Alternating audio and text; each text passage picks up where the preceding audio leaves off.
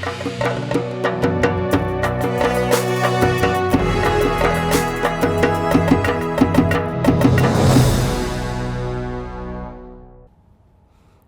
मैं हूं Shashi Tushar Sharma. UK, US और कनाडा समेत सभी अंतर्राष्ट्रीय दर्शकों का आज तक गुजरात के स्पेशल बुलेटिन में स्वागत है। आज हम आपको बताएंगे गुजरात के अब तक के सबसे बड़े बजट सरकार ने क्या क्या किए हैं बड़े ऐलान, साथ ही साथ बजट पर विपक्ष की क्या प्रतिक्रिया रही है और गुजरात के आम लोग और व्यापारियों ने क्या कहा है। बजट के दिन कांग्रेस ने किस मुद्दे पर हल्ला बोल किया और बताएंगे, साथ ही जेल से बाहर आए चैता वसावा का अगला प्लान क्या है। आज तक गुजरात में सबसे पहले आज की सबसे बड़ी और अहम खबर, राम राज्य की परिकल्पना के साथ गुजरात सरकार ने आज अब तक का अपना सबसे बड़ा बजट पेश किया है। सरकार की तरफ से वित्त मंत्री कनुभाई पटेल ने करीब 3,32,000 करोड़ के बजट में 3 बड़ी योजनाओं के साथ ही 5G गुजरात की कल्पना रखी है। सरकार ने इस बार कोई नए टैक्स का ऐलान नहीं किया। मुख्यमंत्री भूपेंद्र पटेल ने बजट को पीएम मोदी के सपनों को साकार करने वाला बताया है, तो विपक्ष ने इस साल भी बजट को बेकार करार दिया है। गुजरात के वित्त मंत्री कनुभाई देसाई ने शुक्रवार को गुजरात का अब तक का सबसे बड़ा बजट पेश किया है। वित्त मंत्री ने 3,32,465 करोड़ के बजट में इस बार विकसित भारत 2047 के रोड मैप के लिए विकसित गुजरात 2047 का रोड मैप भी पेश किया। बजट में अमृत काल के अगले 25 साल को ध्यान में रखते हुए घोषणाएं की गई हैं। ग्रीन और ग्लोबल गुजरात के साथ 5G गुजरात की परिकल्पना इस बजट में रखी गई है। साथ ही इस बार भी वित्त मंत्री ने कोई नया कर नहीं लगाने का ऐलान किया है। विकासनी नवी क्षितिजो खोलता राज्यમાં રોજગારીની વિપુલ તકો સર્જાયેલ છે। રોજગારીની આ તકોનો લાભ લેવા શિક્ષણ અને કૌશલ્ય વર્ધન દ્વારા યુવાનોને સુસજ્જ કરવામાં આવશે। આ સાથે ગ્રામીણ ક્ષેત્રનો વિકાસ અને અન્નદાતાનું સન્માન કરી કૃષિ ક્ષેત્રની ઉત્પાદકતા વધારવાનું અમારી સરકારનું ધ્યેય છે, જેનાથી મહિલા સશક્તિકરણને વેગ મળશે। મહિલાઓના પોષણ, આરોગ્ય અને શિક્ષણને સુદૃઢ કરી તેમની આર્થિક વિકાસ કરવા તેમજ તેઓને સામાજિક સુરક્ષા પ્રદાન કરવા આગામી બજેટમાં વિવિધ જોગવાઈઓમાં નોંધપાત્ર વધારો સૂચવવામાં આવ્યો છે। માનનીય અધ્યક્ષશ્રી, અમારી સરકારના દરેક આયોજન અને કાર્યક્રમમાં ગરીબ, યુવા, અન્નદાતા અને નારી શક્તિનો વિશેષ પ્રાધાન્ય આપવામાં આવેલ છે। સને 2024-25ના અંદાજપત્રની આખરી પરિસ્થિતિ આ પ્રમાણે રહેશે। અંદાજ અનુસાર પુરાંત ₹900.72 કરોડ, સૂચિત કરવેરામાં વધારો 0, કરવેરામાં સૂચિત ઘટાડો ₹754 કરોડ, એટલે કે આપણે જે સ્ક્રેપમાં રાહત આપી છે તે એકંદર પુરાંત 146.72 કરોડ। માનનીય અધ્યક્ષશ્રી, મારા અંદાજપત્ર પ્રવચન ભાગ કમાં મેં કહ્યું તેમ વિકાસની પરિકલ્પનાના 5 સ્તંભ થકી વિકાસને સંવર્ધિત કરી વિકસિત ગુજરાત 2047ના निर्माण થકી વિકસિત ભારત 2047નું સ્વપ્ન સાકાર કરવાનો અમારો આ સંનિષ્ઠ પ્રયાસ છે। सरकार ने इस बार नमो नाम की 3 योजनाओं की घोषणा की है। किशोरियों, विद्यार्थी और महिलाओं के लिए नमो लक्ष्मी, नमो श्री, नमो सरस्वती योजनाओं की घोषणा की है, जिसमें उनको स्कॉलरशिप सहायता दी जाएगी। कक्षा 9 से 12 तक पढ़ने वाली 10 लाख बच्चियों को 50,000 स्कॉलरशिप दी जाएगी। नमो सरस्वती योजना के तहत कक्षा 11वीं और 12वीं साइंस पढ़ने वाले गरीब मध्यम वर्गीय विद्यार्थियों को 25,000 की स्कॉलरशिप दी जाएगी। गर्भवती महिलाओं के लिए नमो श्री योजना की घोषणा की गई है। इस योजना के तहत SC, ST, NFSA, PM जैसे 11 मापदंड के अनुसार गर्भवती महिलाओं को 12,000 की सहायता दी जाएगी। PM पोषण योजना में 60% बढ़ोतरी की घोषणा की गई है।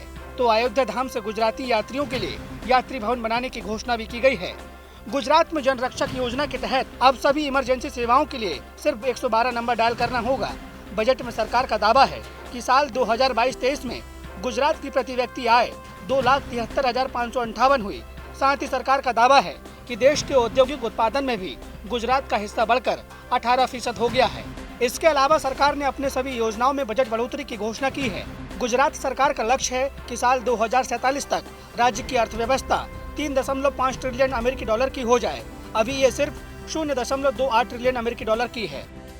लोकसभा चुनाव से पहले सरकार के पास ये आखिरी मौका था जब सरकार किसी को लुभा पाए, पर विपक्ष का माने तो सरकार किसी को लुभा नहीं पाई। वही सरकार कह रही है कि हमने हर वर्ग को कुछ न कुछ दिया है और इसीलिए ये बजट काफी अच्छा और ऐतिहासिक है। आमतौर पर लोकसभा चुनाव के वक्त राज्य सरकार हमेशा वोट ऑन अकाउंट लाती है, पर इस बार सरकार ने पूर्ण बजट पेश किया है। राज्य सरकार के प्रवक्ता और मंत्री ऋषिकेश पटेल ने बजट पेश किए जाने के बाद आज तक से खास बातचीत में दावा किया कि इस बजट में गरीब युवा किसान नारी शक्ति पर विशेष जोर दिया गया है। और इस बार का जो ये बजट है उसमें खास करके टारगेट किया है दीकरियों को। अपनी जो लड़कियां हैं जो पढ़ रही है 9 और 10 में उनको 20,000 दिए जाएंगे, पढ़ना चालू रखेगी। और 11th और 12th में 11वीं और 12वीं कक्षा के लिए 30,000 दिए जाएंगे। मतलब 9 से लेके 12 तक हर प्रत्येक दीकरी को जो गवर्नमेंट अनुदानित या खानगी में भी पढ़ती हो, ये सबको 50,000 की राशि आवंटित की जाएगी। वहीं विपक्ष ने 2024 के बजट की आलोचना करते हुए इसे भरमाने वाला बताया है। विपक्ष का आरोप है कि सरकार ने बजट में बड़े बड़े वायदे किए हैं और बड़ी बड़ी बातें की है, पर आम जनता और किसानों के लिए इस बजट में कुछ नहीं है। विपक्ष पर पलटवार करते हुए सरकार का कहना है कि बजट की आलोचना करना विपक्ष की परंपरा है। ખાસ કરીને ગરીબ, યુવા, અન્નદાતા અને નારી શક્તિને વિશેષ પ્રાધાન્ય આપીને તેમના વિકાસને પ્રોત્સાહિત કરતું આ બજેટ છે। ગયા વર્ષે ઐતિહાસિક રૂપિયા 3 લાખ કરોડનું વિકાસલક્ષી બજેટ આપ્યું હતું। આ વર્ષે ફરી એકવાર તેમાં 10% વધારો કરીને 3,32,000 કરોડની માતબર જોગવાઈવાળું બજેટ જનતા જનાર્દનની સેવામાં અમે લાવ્યા છીએ। આપણે ગુજરાતને આવનારા દિવસોમાં 5G ગુજરાત બનાવવાની દિશા લીધી છે। 5Gનો અમારો અર્થ છે अन्य प्रदेशों श्रेष्ठ होय एवं गरवू गुजरात। लोगों की अपेक्षा ये थी कि उसमें युवाओं के लिए कुछ होगा, विद्यार्थियों के लिए कुछ होगा, ट्राइबल और गरीब लोगों के लिए कुछ होना चाहिए उसमें, या यहाँ जो महंगाई कम करने के लिए, रोजगारी बढ़ाने के लिए कुछ ये स्टेप की अपेक्षा करते थे। लेकिन उसमें कुछ नया नहीं है। ये पेट्रोल डीजल पर जो टैक्स कम करना था वो भी नहीं किया है। युवाओं के जो शिक्षा का पर जो बोझ लादा गया है वो बोझ भी बढ़ गया है उल्टा। यहाँ किसानों के लिए जो फर्टिलाइजर और उर्वरक है वो कम, उसका दाम कम करने के लिए भी कुछ नहीं किया गया है। बजट में गिफ्ट सिटी और उसके आसपास के इलाके के विकास के लिए भी कई विशेष ऐलान सरकार ने किया है। बजट में राज्य में 2500 नए एसटी बसों के साथ मेट्रो के विस्तार का ऐलान भी किया गया है। प्रधानमंत्री मोदी के dream project Sabarmati river front को दुनिया का सबसे बड़ा रिवर फ्रंट बनाए जाने का भी प्रस्ताव है। इसके लिए अहमदाबाद के इंदिरा ब्रिज से लेकर गांधीनगर तक रिवर फ्रंट का विस्तार किया जाएगा। गांधीनगर से ब्रजेश दोषी के साथ आज तक ब्यूरो।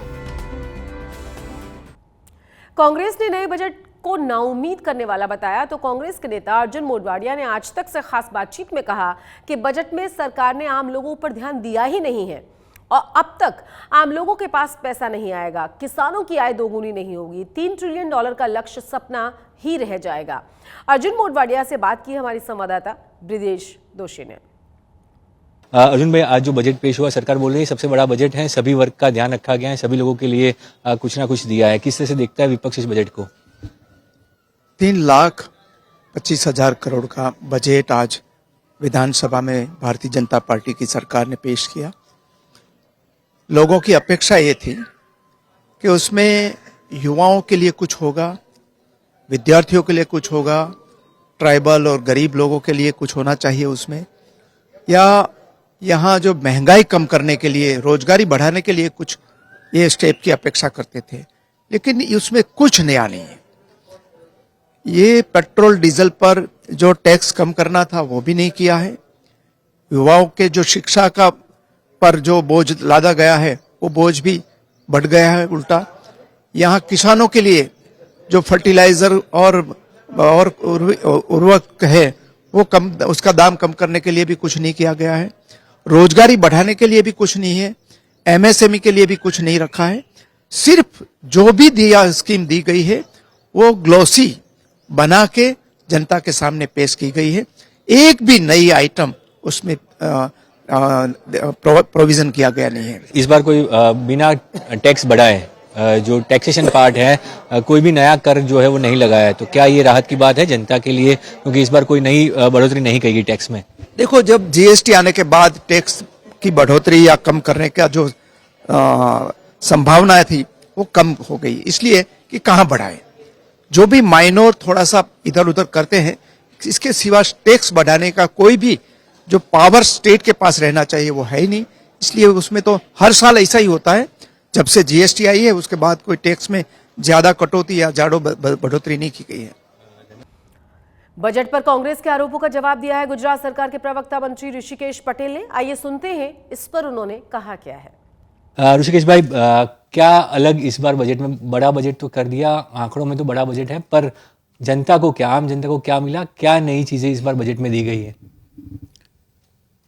इस साल जो बजट पेश किया गया, आदरणीय भूपेंद्र भाई पटेल और माननीय कन्हू भाई ने जो ये बजट पूरा तय करके बनाया है, पूरे गुजरात के चारे गरीब, महिला, युवा और किसान, उसको मद्देनजर रखते हुए, मतलब कि पूरे गुजरात के अंदर कोई भी आदमी छूट ना जाए, हर तबके का आदमी किसी न किसी योजना का लाभ ले। और इस बार का जो ये बजट है उसमें खास करके टारगेट किया है दीकरियों को। अपनी जो लड़कियां हैं जो पढ़ रही है 9 और 10 में, उनको 20,000 दिए जाएंगे, पढ़ना चालू रखेगी। और 11th और 12th में 11वीं और 12वीं कक्षा के लिए 30,000 दिए जाएंगे। मतलब 9 से लेके 12 तक हर प्रत्येक दीकरी को, जो गवर्नमेंट अनुदानित या खानगी में भी पढ़ती हो, ये सबको 50,000 की राशि आवंटित की जाएगी। आपने कहा बहुत सारी योजनाएं रखी गई हैं, सब कुछ सभी वर्ग को कहा दिया गया है। विपक्ष कह रहा है कि ये ग्लोसी पिक्चर है, आभासी चित्र सरकार दिखा रही है, बाहर बड़ी बड़ी बातें करती है, अंदर कुछ नहीं। ना किसानों की बात की गई, ना उनकी आय दुगुनी करने की बात की गई है, ना युवाओं के रोजगार की बात की गई है। कुछ इस बजट में नहीं दिया गया है। बजट के दिन कांग्रेस को मौका मिला एक बार फिर से सरकार पर हमला बोलने का। कांग्रेस के विधायकों ने रसोई गैस की कीमत पर सरकार पर निशाना साधा। गैस सिलेंडर के कटआउट पहने विधायकों ने रसोई गैस की कीमत कम करने की मांग की है। उनका कहना यह है कि जब पड़ोसी राजस्थान में गैस सिलेंडर 400 रुपए में सरकार दे रही है, तो फिर गुजरात में 1100 से ज्यादा रुपए जनता से क्यों वसूले जा रहे हैं। गुजरात सरकार का बजट पेश हो उससे पहले कांग्रेस के विधायक जो हैं यहाँ पे विरोध करने पहुंचे। उन्होंने सभी ने जो है गैस का सिलेंडर की जो बात थी वो प्राइस को लेके सबसे बड़ा विरोध जो है यहाँ पे किया जा रहा है। विधायक दल के जो नेता हैं कांग्रेस के, उनसे बात करते हैं। अमित भाई, ये विरोध क्यों किया जा रहा है? क्या मुद्दा है बजट से पहले कांग्रेस के विरोध का? गुजरात में डबल इंजन की सरकार बनने के बाद ये दूसरा बजट पेश होने जा रहा है। गुजरात के लोग महंगाई से परेशान है। गुजरात की गृहिणी जो है उसको गैस का सिलेंडर 1,000 रुपए में खरीदना पड़ता। तो बाजू के राज्य में 450 का सिलेंडर की जाहिरात गुजरात के पेपर में आ रही है, लेकिन गुजरात की सरकार उसके लिए कुछ नहीं कर रही। तो हमारी डिमांड रहेगी कि महंगाई से राहत के लिए गुजरात की गृहिणी को 450 रुपए में गैस का बोतल मिलना चाहिए। उसी तरह गुजरात में लाखों युवा बेरोजगार है और दूसरी तरफ काफी पद सरकार में खाली है। तो सरकार के सभी खाली पदों को तुरंत भरा जाए और उसको परमानेंट नौकरी गुजरात के युवाओं को दी जाए। बात की जाए जो मुद्दे हैं, बेरोजगारी का मुद्दा है और महंगाई का मुद्दा, ये दो मुद्दे लेकर जो है कांग्रेस के नेता जो हैं वो विरोध कर रहे हैं। बजट पेश हो उससे पहले विरोध करने की बात, यहाँ पे प्रतीकात्मक विरोध किया गया है। संख्या बल भले ही कांग्रेस का कम हो, पर कांग्रेस चाहती है कि प्रजा के जो मुद्दे हैं वो विधानसभा में उठा रहे हैं और वही दिखाने का प्रयास कांग्रेस के विधायकों के द्वारा किया जा रहा है। गांधीनगर से कैमरा प्रीति रावल के साथ ब्रिजेश जोशी, आज तक। अब रुक करेंगे एक और बड़ी और अहम खबर का। 45 दिनों के बाद जेल से बाहर आए गुजरात में आम आदमी पार्टी के विधायक चेतर वसावा ने भी भरूच लोकसभा सीट पर दावा ठोका है। उन्होंने कहा है कि वो कांग्रेस से जुड़े इस मुद्दे पर बात करेंगे और अपने दम पर पार्टी के लिए ये सीट जीतकर भी दिखाएंगे। रिहाई के बाद सैकड़ों समर्थकों से घिरे हुए चेतर वसावा ने अपनी गिरफ्तारी को भी बीजेपी की साजिश बताया।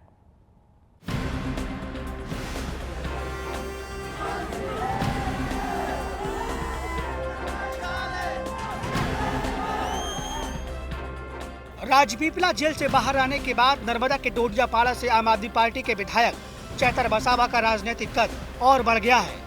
नर्मदा में आम आदमी पार्टी के छोटे बड़े नेताओं से लेकर हजारों समर्थकों की मौजूदगी इस बात की तस्दीक कर रही थी।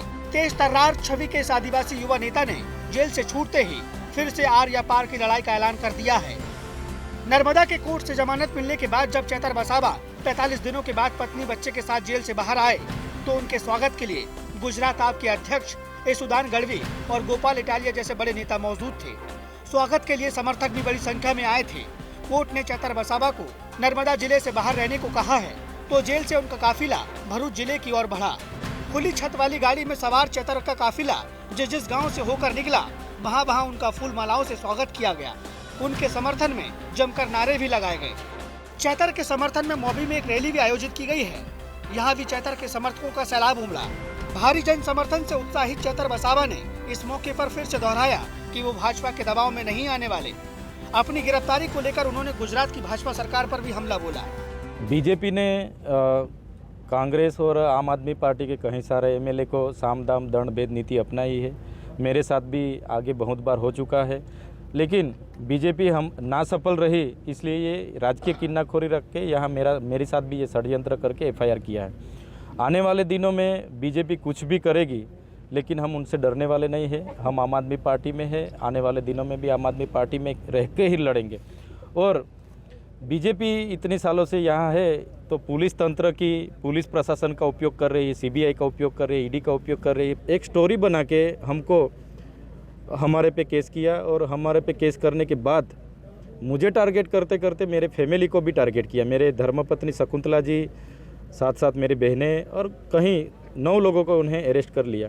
और पिछले 3 महीने से वो जेल में है, मैं भी जेल में था 45 दिन से। तो अभी जो मुझे रिहाई मिली है तो वो भी शर्ती रिहा दिए गए कि भरूच के नेत्रांग की रैली में आम आदमी पार्टी के कन्वीनर और दिल्ली के सीएम अरविंद केजरीवाल ने भरूच लोकसभा सीट से चैतर को चुनाव लड़ाने का ऐलान किया था। हालांकि इस सीट पर कांग्रेस के दिवंगत दिग्गज नेता अहमद पटेल का परिवार भी दावा ठोक रहा है। चैतर वसावा को भरोसा है कि बातचीत से भरूच सीट का मसला हल हो जाएगा और वो अपने दम पर चुनाव जीतने में कामयाब होंगे। और उनको भी समझाऊंगा कि अगर यहाँ से भाजपा के सामने हमको उतरना है, यहाँ के आदिवासी हो, यहाँ के मुस्लिम समाज हो, SC ST OBC माइनॉरिटी के लिए लड़ना है तो एकजुट होकर लड़ना पड़ेगा। और भाजपा को अगर यहाँ से हराना है तो चैतर वसावा ही यहाँ चलेगा और चैतर वसावा ही यहाँ जीतेगा। देखिए, ये इलाका ऐसा है, खुद स्वर्गीय अहमद पटेल जी यहाँ पे राज्यसभा सांसद थे। जब वो मौजूदा थे उतनी मेहनत करते थे, उनकी उतनी लोक चाहना थी, फिर भी वो ये लोकसभा हार चुके हैं। और आज की तादाद पे हम आगे बढ़ रहे हैं। गठबंधन हुआ है, इंडिया अलायंस दिल्ली गठबंधन हुआ है, तो उसके हमारे राष्ट्रीय अध्यक्ष ने बोला है कि भरूच पे आप उतरोगे तो वो ऊपर बात हुई होगी तभी तो बोला होगा। भरूच से भाजपा के सांसद मनसुख वसावा लगातार 6 बार यहाँ से जीत चुके हैं, लेकिन आदिवासी समाज के मुद्दों को दमदार तरीके से उठाने वाले चैतर वसावा की लोकप्रियता हाल ही के दिनों में तेजी से बढ़ी है। आपको बता दें कि वन विभाग के कर्मचारियों को धमकाने, फायरिंग के मामले में नर्मदा पुलिस ने एफआईआर दर्ज कर चैतर को गिरफ्तार किया था। चैतर के परिवार के 9 लोगों को भी पुलिस ने पकड़ा था। चैतर की पत्नी शकुंतला बेन को भी सेशन कोर्ट ने जमानत दे दी है। माना जा रहा है कि पुलिस कार्रवाई से चैतर को मिल रहा जन समर्थन पहले से और ज्यादा बढ़ गया है। दोस्तों, आज मैं ऐलान करना चाहता हूं, आम आदमी पार्टी की तरफ से आने वाले लोकसभा चुनाव में भरूच सीट से चैतर वसावा लोकसभा का चुनाव लड़ेंगे। चैतर वसावा की अगुवाई पर पार्टी संयोजक अरविंद केजरीवाल ने एक्स पर पोस्ट कर अपनी खुशी जाहिर की। उन्होंने लिखा, चैतर भाई आपका और भाभी जी का स्वागत है। जनता आपका इंतजार कर रही है, लग जाइए, अब इन्हें चुनाव में हराना है। अब देखना है क्या चैतर वसावा आम आदमी पार्टी के लिए गुजरात से लोकसभा चुनाव में खाता खोलने में कामयाब होंगे और क्या दक्षिण गुजरात के आदिवासी बेल्ट में उनकी लोकप्रियता पार्टी के लिए गेम चेंजर साबित होगी। नर्मदा से नरेंद्र पेपरवाला के साथ आज तक ब्यूरो। जेल से बाहर आने के बाद चैतर वसावा के तेवर और ज्यादा तीखे हो गए हैं। चैतर वसावा से आज तक संवाददाता नरेंद्र पेपरवाला ने खास बातचीत की है। देखिए ये खास बातचीत। चैतर वसावा जेल से रिहा हो चुके हैं, हमारे साथ चैतर वसावा, उनसे बात करें। चैतर भाई, जो आप जेल से तो रिहा हो चुके हैं, लेकिन किस तरह से आगे के चुनाव में आप आगे जा रहे हैं? देखिए, हम पूरे गुजरात के युवाओं के लिए बोल रहे थे, आदिवासी समाज के लिए बोल रहे थे, यहाँ टीचर नहीं उसके लिए बोल रहे थे, सालाई नहीं उसके लिए बोल रहे थे। हमारे आदिवासियों की जो ज़मीन इंक्वायर कर रहे हैं, वो बांध के नाम पे हो, नेशनल हाईवे के नाम पे हो, GIDC के नाम पे हो, तो उसके लिए हम लड़ रहे थे। भाजपा ने हम पे दबाव डाला, साम दाम दंड भेद नीति हमको अपनाया, लेकिन हमने पूरी ताकत से सड़क से लेकर सदन तक हमने आवाज़ उठाई। तो एक वार्ता बना के, एक स्टोरी बना के हमको हमारे पे केस किया, और हमारे पे केस करने के बाद मुझे टारगेट करते करते मेरे फैमिली को भी टारगेट किया। मेरे धर्मपत्नी शकुंतला जी, साथ साथ मेरी बहनें, और कहीं 9 लोगों को उन्हें अरेस्ट कर लिया। भरूच लोकसभा सीट की आपने बात की, तो भरूच लोकसभा सीट जो है, वैसे आम आदमी पार्टी से आप चुनाव लड़ने वाले हैं, लेकिन दूसरी ओर जो कांग्रेस के दिग्गज नेता स्वर्गीय अहमद पटेल के जो बेटे हैं फैज़ल और मुमताज़ पटेल, वो लोग भी चुनाव लड़ना चाहते हैं, और फैज़ल पटेल ने फिलहाल ही मैं लड़ूंगा इस तरह से बैनर लगा के उन्होंने एक चुनाव के लिए आगाज़ भी कर दिया है। तो किस तरह से आप उसको देखते हैं? देखिए, ये इलाका ऐसा है, खुद स्वर्गीय अहमद पटेल जी यहाँ पे राज्यसभा सांसद थे। जब वो मौजूदा थे उतनी मेहनत करते थे, उनकी उतनी लोक चाहना थी, फिर भी वो ये लोकसभा हार चुके हैं। और आज की तादाद पे हम आगे बढ़ रहे हैं, गठबंधन हुआ है, इंडिया अलायंस दिल्ली गठबंधन हुआ है, तो उसके हमारे राष्ट्रीय अध्यक्ष ने बोला है कि भरूच पे आप उतरोगे तो वो ऊपर बात हुई होगी तभी तो बोला होगा। तो कोई बात नहीं, आज मैं जेल से बाहर आया हूँ, आप बोल रहे हो, आने वाले दिनों में मैं फैजल से भी मिलूंगा, मुमताज़ से भी मिलूंगा, और उनको भी समझाऊंगा कि अगर यहाँ से भाजपा के सामने हमको उतरना है, यहाँ के आदिवासी हो, यहाँ के मुस्लिम समाज हो, SC ST OBC माइनॉरिटी के लिए लड़ना है तो एकजुट होकर लड़ना पड़ेगा। और भाजपा को अगर यहाँ से हराना है तो चैतर वसावा ही यहाँ चलेगा, और चैतर वसावा ही यहाँ जीतेगा। बीजेपी में जो जाने की खबरें थी उसको लेके क्या कहेंगे? क्यों बीजेपी में जाए? जिस बीजेपी ने इतने सालों से राज किया, हमारे आदिवासी लोगों की यहाँ टीचर नहीं है, साला नहीं है, हॉस्पिटल में डॉक्टर नहीं है, सोनोग्राफी नहीं है, यहाँ पूरी कनेक्टिविटी नहीं है, जिस बीजेपी के वजह से यहाँ बड़े बड़े बांध तो बन गए, लेकिन हमारा लोगों को पीने का पानी तक नहीं मिल रहा है। तो उस बीजेपी में जाके मैं क्या करूँगा? तो मैं तो आदिवासी लोगों के साथ रह के, आदिवासी लोगों की आवाज़ बना के, उनको न्याय दिलाने के लिए धैर्य से, आज नहीं तो आने वाले दिनों में हमारा टाइम आएगा, हम आम आदमी पार्टी को बहुत मजबूत बनाएंगे। मेरा चैतर वसावा का भाजपा में जाने का सवाल ही पैदा नहीं होता। आज तक गुजरात के इस बुलेटिन में आज के लिए बस इतना ही, लेकिन देश और दुनिया की तमाम बड़ी और अहम खबरों के लिए आप देखते रहिए आज तक।